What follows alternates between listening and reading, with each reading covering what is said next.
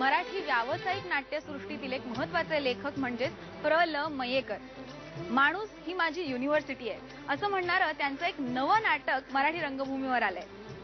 माकडाच्या हाती शॅम्पेन, कळाया लागल्या जीवा, final draft, white lily आणि नाईट रायडर यासारखी दर्जेदार नाटकं देणारी साई साक्षी ही संस्था गणरंग बरोबरीने सादर करीत आहे प्र.ल. मयेकर लिखित, विनय आपटे दिग्दर्शित गॉड ब्लेस यू. माझी SSC पास आई नेहमी मला म्हणायची, आपण 50ला येई तोपर्यंत मुलाचा खांदा आपल्या खांद्याला लागायला हवा. नाही, तुम्हाला नाही कळायचं, तुमच्या डोक्यात शिरणार नाही. तुमचा साचाच वेगळा आहे. मागे ढुंगण कशाला लपवतोस? काय आहे, दारूची बाटली ना?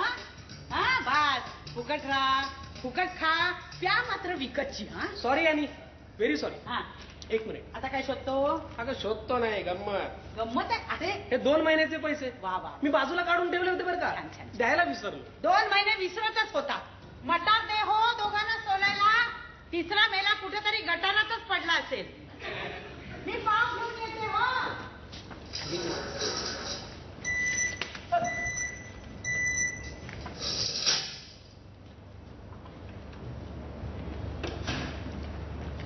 कुठे गेले रे हे? दारू ढोसायला सुमेशकडे. सध्याच्या पोस्ट मॉडर्न युगात आपलं अस्तित्व शोधणाऱ्या 2 जनरेशन्सचा संघर्ष यात मांडण्यात आलाय. याच घुसमटीत जगण्याची नवी कवाडं उघडणाऱ्या नायकाची ही कथा. विनय आपटे यात मध्यवर्ती भूमिकेत आहेत, तर नयना आपटे, मयुरा जोशी, राजेश कांबळे, निखिल राजेशिर्के, संकर्षण कराडे, गोपाळ हंस यांच्याही या नाटकात महत्त्वपूर्ण भूमिका आहेत. मुंबईचं गटार करून टाकलंय साले. अरे वा, छान आहे की घर. माझं आहे. ॲनी? Yes, your any. हो यू. पण सांगितलं ना बोंबलून मगाशी, मॉनी नाव आहे माझं म्हणून. आवडलं तुम्ही मला सगळे, फक्त हिचा गबाळेपणा सोडून. अरे साडीतही किती छान छान दिसतात बायका. काय अरे गादीला कवर गुंडाळल्यासारखी दिसते साडी. आत्ता आत्तापासून बदला स्वतःला. बघा बाई, बघा बघा तिच्याकडे बघा, तिचा ड्रेस डिझाईन बघा, तिचा कलर चॉईस बघा. आता तशी काही सुंदर म्हणता येणार नाही. हो मिस्टर. तरुण पिढीचं क्रॉस सेक्शन आहे असं म्हटलं तरी हरकत नाही. सुविद्य पिढी आहे, पण आयुष्यात पुढे काय करायचं ते कळत नाही. ही जशी तरुणांची गोष्ट आहे तशी एक 50शी उलटलेल्या माणसांची ही गोष्ट आहे. यातली जी ॲनी आहे ती ॲनी ही कुठेतरी अजून स्वतःला सेटल करण्याच्या हिशोबामध्ये शोधतीये स्वतःला. या सगळ्यामध्ये अमेरिकेहून आलेला मॉनी आहे, तोही काही परिपूर्ण नाही. तसं जर बघायला गेलं ना तर या नाटकामध्ये ब्लॅक अँड व्हाईट अशी कॅरेक्टर्सच नाही. सगळी कॅरेक्टर जी आहेत ती ग्रे कॅरेक्टर्स आहेत, त्याच्यामध्ये ब्लॅकही कोणी नाही. आणि सगळेजण एकत्र येऊन जे आहेत हे आयुष्यावर एक निराळ्या पद्धतीने विचार करतायत. त्या सगळ्यातनं एक गोष्ट घडत जाते, ती गोष्ट जी प्रेक्षकांसमोर या नाटकातनं उभी केलेली आहे. झालं बाबा, तू आला. कोण घुसलाय आपल्या? खालचे जोशी सांगत होते कोणीतरी टॅक्सीवाल्याला फोडलाय म्हणून. यांनीच फोडलाय धरून. याला पहिल्यांदा बाहेर काढ. हो मिस्टर, इथं बेडरूम आहे का? हो हो, I am talking to you mister. हे असले कपडे घालणारी माणसं ना मला बघायला सुद्धा आवडत नाही. मी ना आता नाही रे, तू मला काहीही करू शकत नाहीस. चाकू आहे माझ्याकडे. काय सांगतोस? काढ बघू चाकू, काढ. नव्या पिढीची एक 4 माणसं की जी खऱ्या अर्थाने ही आहेत, वेगळी आहेत. आणि ती त्या 2 माणसांच्या ह्याच्यामध्ये आल्यानंतर मग त्यांच्यामध्ये काय घडतं. आणि एक माझ्या लक्षात आलं की ही माणसं रडत बसत नाहीत. माझी पिढी आणि त्यांची पिढी, नवी पिढी, ह्याच्यामध्ये कुठेतरी एक हा त्यांनी शिकावं, आपण शिकून घ्यावं अशा दोघांकडून. आणि आज हे जे नाटक आहे ते नेमकं यांचं आहे.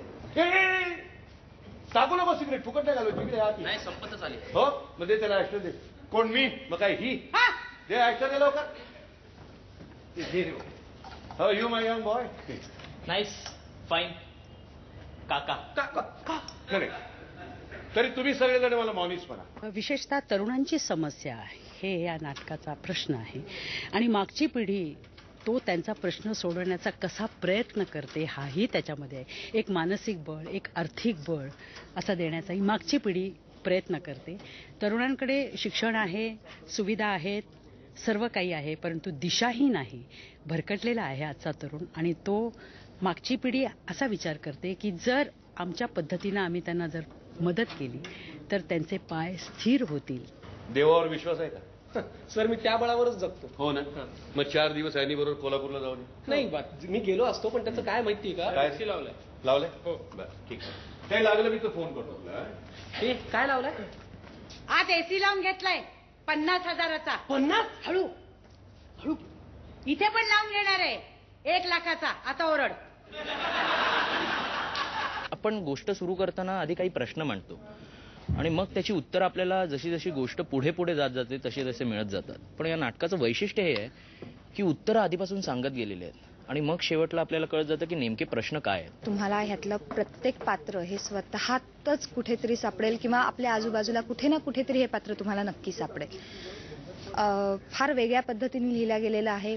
आम्ही एक वेगळा प्रकारे प्रेझेंट करण्याचा प्रयत्न करतोय. विनय सरांनी खूप चांगल्या पद्धतीने बसवलेलं आहे. आम्ही सगळे नवोदित जरी असलो तरी खूप प्रामाणिकपणे कष्ट केलेले आहेत. तेव्हा तुम्ही सगळ्यांनी जरूर बघायला या आणि आम्हाला कसं नाटक होतंय तेही नक्की सांगा. मी खात्रीनं सांगते ही पोरगी उत्तम संसार करील. ही पोरगी कोण? ही डॅश. ॲनी मी 26शीचा ती 32शीची. गुरंढोरं बघतात का जन्मतारखेचे दाखले? वासरा होतात की नाही त्यांना? आले मेले टोळ भैरव आले. तरुण पिढी आहे आजची. प्रत्येक जण काहीतरी यशाच्या मागे धावतोय, पण त्याला प्रॉपर वे नाहीये, कोण मार्गदर्शक मिळत नाहीये. तर त्यामुळे त्यांची जी काय हलाखीची परिस्थिती झालेली आहे ही या नाटकातनं तुम्हाला बघता येईल. ऍक्च्युली हे नाटक विनोदी मुळीच नाही. विनोद त्यांच्या इनोसन्स मधून येतो. नाटक विनोदी मुळीच नाहीये. आणि असं हे आम्हालाही खूप पर्सनली शिकायला मिळालं. तुम्हालाही या नाटकातनं खूप एन्जॉय करता येईल, मजा घेता येईल.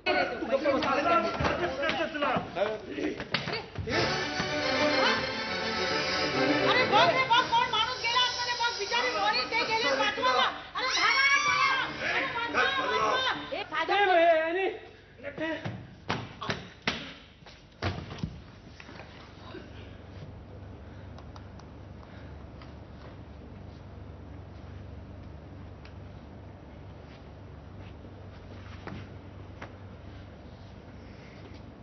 Hello, Mr. Verti. Yeah, there is a police case, a serious one, because I am involved in it. Stick no bills to your soul असं म्हणणारं हे नव्या प्रवाहाचं नाटक एक वेगळा अनुभव देतं यात शंका नाही. कसलेल्या कलावंतांबरोबरीनेच नव्या रंगकर्मींनी साकारलेला हा प्रामाणिक प्रयत्न तुम्ही नक्की पहा.